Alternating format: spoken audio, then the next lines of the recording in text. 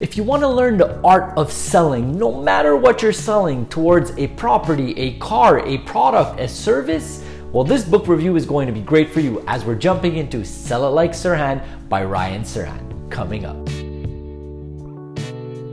If you're new here, my name is Christopher Dedian. Welcome to my channel, the one-stop shop for peak performance, entrepreneurship, and personal growth. So who is Ryan Serhant? He's one of the greatest real estate brokers in New York. He got more popular after his TV show $1 Million Listing, as well as Sell It Like Serhant. And on those platforms, he really did show his expertise in sales. That's why we're gonna dive into the best 5 ideas that I got out of this book. The first best idea of the book is choose success first. And I love that he mentions this within the book because that is actually the way that it should be going. You shouldn't pick a career and be like, hey, I want to be successful at this. No, you should definitely commit yourself to be successful no matter what the career is. Just think about it. You've probably studied in something, or you probably know many people that have studied in a particular career or in a particular thing, and they're working in something completely different and they're successful at it. And that's completely normal within our society nowadays. So what you have to do is decide to be successful no matter what the career is. The career will find you within your talents and your expertise. And the reason why Serhant explains this is because him, in the beginning of his career, he thought he wanted to be an actor and he was working towards that, and unfortunately it didn't work out. And then when he found real estate, he's like, oh wow, this is where I have to be, and he became successful. And then he realized that, hey, the main thing wasn't to become an actor, was it to become successful. So he was able to go towards it. So ask yourself, are you divinely committed to your success? The second best idea of the book is the balls.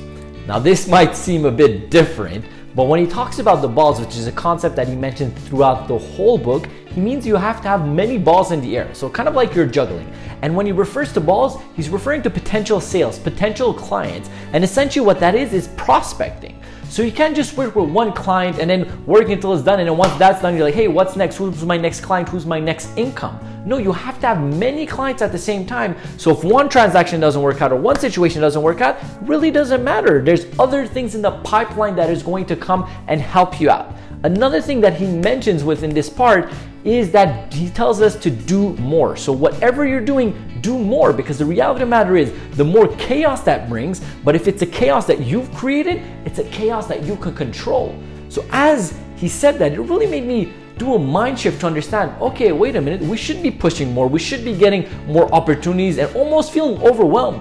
But if you're feeling like that, you're the one that's creating it, so you could control it. You could put it in priority and really put it in the moment that you need to put it within your day. So do more, have many balls in the air, and push yourself to do prospecting nonstop. That's the way you're gonna succeed as a salesperson. If you see there's some value within this video so far, don't hesitate at all to give me a like, hit that subscribe button, and turn on the bell notification to find out when our weekly videos come out. So the word of the book is unscathed, which means wholly unharmed, not injured.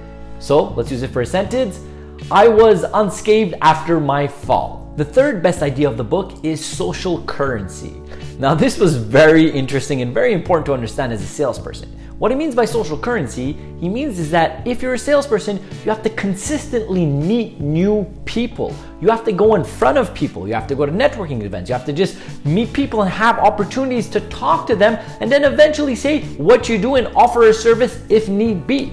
Now, one way that I love that he explained this is that in the beginning of his real estate career, he said that he didn't have a lot of contacts, especially not being from New York City. So what he used to do is he used to go to a specific place that he wanted to develop and have more properties in a particular part of New York. He used to go to the gym in the morning. And in the afternoon, he used to go to another sector in another gym that he wanted to develop. And the evening, he used to go somewhere else. And what he used to do is that he used to meet people, be polite. Obviously, he didn't offer his services, hey, I'm a broker right away. No. You build a relationship, and then if the opportunity comes, you present it and you tell them, hey, I'm a broker if you need me to help you, or whatever service you're offering. So the main thing we have to understand here as salespeople is you have to consistently position yourself to meet new people. The more people you meet, the more people know you, you'll be able to position yourself to help them with your services. The fourth best idea of the book is negotiate with feelings, not wallets.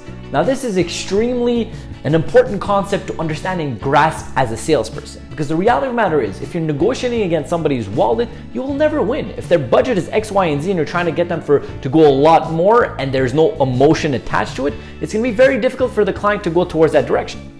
Now, if you know that the decision that the client has to take or the thing that he needs to buy or sell is the right thing and you thoroughly believe it and you're authentic, The way to nudge them towards that is use the feeling that's attached with it, not the amount of money. Now, when we're talking about the feeling, it's the reason, it's the why, it's the result.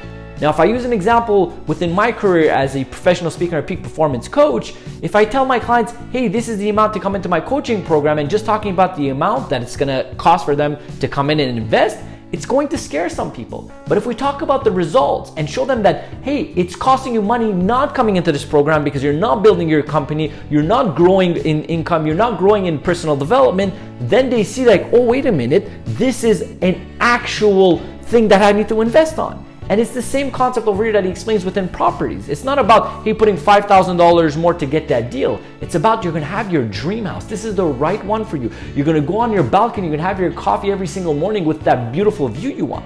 So once you have that feeling attached with it, then the people will be more likely to stretch a bit more because that real result that they're looking for is in their grasp. So understand, never negotiate with the wallets, negotiate with feelings.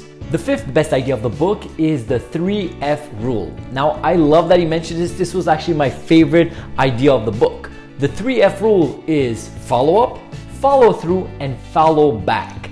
Now, this is extremely important to understand, grasp, and consistently do as a salesperson if you want to succeed. So follow up is essentially speaking to people and getting back to them. Do not expect anybody to contact you. So you always have to be on the ball with your follow-ups. Follow through is if you said something to a client like, hey, I'm gonna email you before tomorrow, get it done. Get that aspect or get that email through in the moment that you promised that it was going to be done. As well, within this part, he mentions don't look at a client as a transaction or just a one-time relationship. No, build a relationship with this client in itself. It's going to be so much more in depth. And finally, the last one is follow back. Get in touch with your clients consistently. Let them know where you are throughout the process. And when we're talking about clients, we're not just talking about active clients. We're talking about past clients, and we're talking about current clients and even future clients. You have to always be consistently speaking with them. And as you're doing that, you're really developing great relationships. So if you want to be a successful salesperson, understand you have to do follow-up, follow through, and follow back. Because the reality of the matter is the money is always in the follow-up. So did I like this book? I was happily surprised how much great sales content was in this book, and the way that Ryan actually delivers the whole thing is really comical and entertaining at the same time. If you guys don't know him, obviously check out all of his social media stuff. He has a vlog once a week that he puts out. It's really good. So he's a funny individual. He's really charming as well. He gives great content. So I definitely suggest you guys to pick up this book, especially if you're in sales or if you want to be in real estate, or if you are in real estate, go ahead and do that. And I'm talking with expertise over here. I used to be a broker for 5 years. I did extremely well in that industry. I decided to go into the industry that I am now, which is speaking and coaching. But the reality of the matter is, I noticed so many great things that I would have loved knowing in the beginning of my brokerage career. So if you guys are interested, go check it out. The Amazon link will be in the description below. Furthermore, the question of the day is, what is the best sales experience you have had? Comment down below, because I would love to see what experiences you've had, because we could obviously learn from other salespeople and what you felt. And then from there, we could take it and use it for our own. Furthermore, there's some videos over here that could interest you. You have over here the video on my book series. Over here, you have my entrepreneurship series. Over here, you have my peak performance mindset, and you have my profile picture that you guys could click, subscribe, and join the family. I hope you guys have a blessed and grateful day.